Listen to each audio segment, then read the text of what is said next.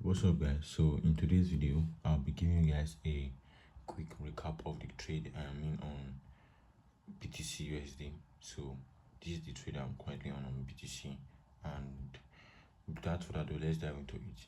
So basically, for the past weeks we saw that BTC has been bearish. We got our confirmation entering from this zone, price giving us a market shift, then an inducement in a point of interest, which is this OB right here. So we also saw that this BTC was also consolidated at this zone, price spiking up, spiking down because of what the news that Trump has been dropping. So right now we saw that when price came down to this zone, this is the main point right here. You guys should pay attention so that you won't miss anything. When price came down to this zone, what did I see? I zoomed out into the trade. This is the 2-hour time frame. If you can see it right here, this is 2-hour time frame. This is the time frame I got the analysis from. When price came to the lower time frame, I zoomed out into my chart so that I can get a full awareness of what price is doing. So I saw that okay, this move has happened, and this big bearish candlestick came out, taking out this low. Remember the rules of picking a point of interest, taking out this low, also taking out this low right here, and with this other low here, right here, which is price has given us a double break of structure, also known as a multiple break of structure, because it took more than two zones. If it's two zones, it's double break of structure. If price take out two zones, it's double break of structure. But if it is more than two zones, up to three zones, it's what multiple break of structure. So we got our multiple break of structure. Then our rules of POI said that there must be an MSS or a double break of structure. So I've gotten our multiple break of structure. Then the other rule said there must be a liquidity or inducement protecting this zone. So which is our inducement? I remember our inducement is the first value pullback that happens after a market structure shift or a double break of structure. So what do we have right here? We got our inducement. Why did I pick this zone as my inducement and not this zone?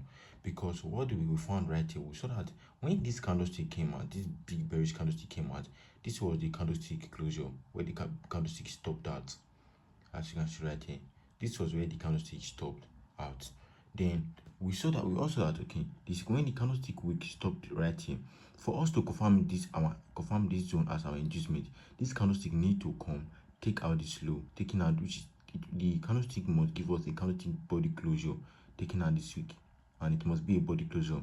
So we also that all these candlestick came out first. 1, 2, 3, 4, 5, 6, 7 candlestick came out trying to take out this low, but they were not able to take out the low. We also that they tried, some even break that, went back in, break that, went back in. So and we also that is when we got to this pullback right here to the upside, which has confirmed my inducement, which is the first value pullback, So the rule 3 says there must your POI should be unmitigated, which means the inducement that came out after the double break of structure should not mitigate the point of interest, that the zone you are picking as your point of interest. So let me show you how I picked my product from this trade. When this inducement happened, it mitigated. This zone was mitigated. This 1 hour breaker block was mitigated right here. Then this 2 hours breaker block also was mitigated right here. And there's also this zone right here. So what happened? I saw that okay, when this POI came down, this inducement mitigated this zone, which means this zone has automatically be disqualified as a POI. So you are not going to pick this point of interest in as this zone as a point of interest again. We also saw that when this the POIST tapped into this zone right here, this breaker block right here, it tapped in, which means this zone has been automatically disqualified as an entry for us to pick as an entry. So we got this. This is where we got this POI theory. Most of you might be asking, why didn't I pick the point of interest from here? Why did I pick the point of interest from here and I picked from the body? Why did I pick from the body and the wick? There's also a rule that says if the candlestick body, if the body is longer than the wick, you pick your point of interest from the wick and the body. But if the wick is longer than the body, you pick your point of trace from the body. So what did I do right here? I saw that okay, this wick right here, these two wicks that came out is longer than this body. If you measure it with your eyes, you see that this two candlestick wick right here is longer than the body. So that's why I pick my entry from the body. And if I am to pick my entry from here, as you can see, my stop loss will be my stop loss will be wider, and it will be too wide. So make me, and my RR will not be up to like this.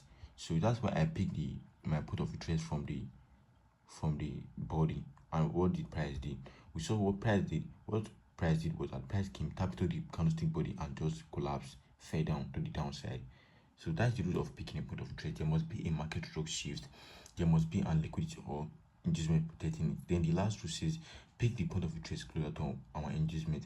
Since this inducement right here has mitigated this zone and this zone, the next point of trade that is closer to this inducement is this point of trade right here that I use as my POI. Is this point of interest. So we have gotten our rule. There must be a market structure shift or a double break of structure. There must be an inducement or liquidity protecting it, which we have gotten.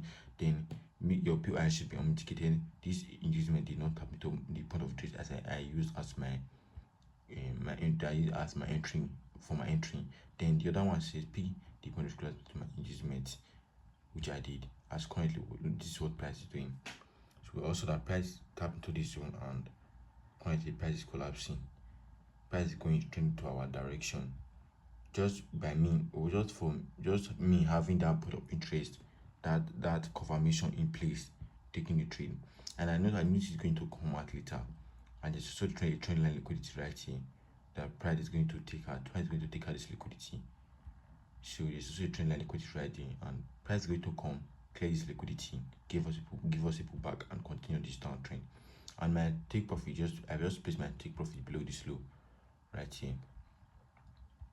There's a low right here. So let me zoom for you guys to see. So this is where I placed my take profit from. And there's also a trend line liquidity right here. This is a little trend line liquidity. If you can zoom in, there's also a trend line liquidity right here. So I'll be waiting for price to take out this liquidity bin. I'll be before I'll be entry for another trade. So this is the liquidity that I'm waiting for price to take out before I'll be looking to enter for another trade. So I hope you guys learned something from the trade, and then you should not just watch the video. You guys should implement what you learned from the video. That's how you learn, and that's how you beat 99% of traders. Don't just watch. Just as you have watched the video, go to the chart, look for the thing you've learned. What I have taught for the past 18 minutes, go back to your chart, look for it, and then trade what I have taught you exactly as I did it. You see it works. It works like that. It works like magic. Just go look for your double break of structure, or inducement, your point of interest, or your market structure shift. Okay, there's another thing that I want to show you guys right here. You saw that I didn't use market shift. I didn't use market shift for the zone right here. I didn't use market shift. I only use double break of structure. Why? Because double market structure shift is used for trend reversals. A market structure shift is used for trend reversals. A double break of structure is used for trend continuation. Because this trend, this was where we got our reversal from a market shift and inducement and point of trade. Then for us to trade in line with the same trend, with same trend direction, all we have to do is to look for a double break of structure, which I've gotten right here. Then I know that if price is going to take out this zone right here again, this is the same move that price is going to use. Price is going to come, take out this zone, which is giving us the double break of structure, taking out this low 1, then 2, then 3.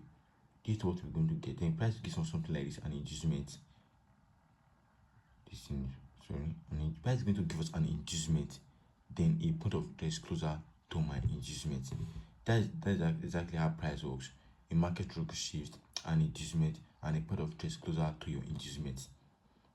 So I hope you guys learned something from this trade, and if you do, comment down below what you learned, and also don't forget to ask any question. If there's something you do not understand in the video, please comment down below, and I will do well to reply to your comments, and maybe in my next video I will break it down for you guys to understand.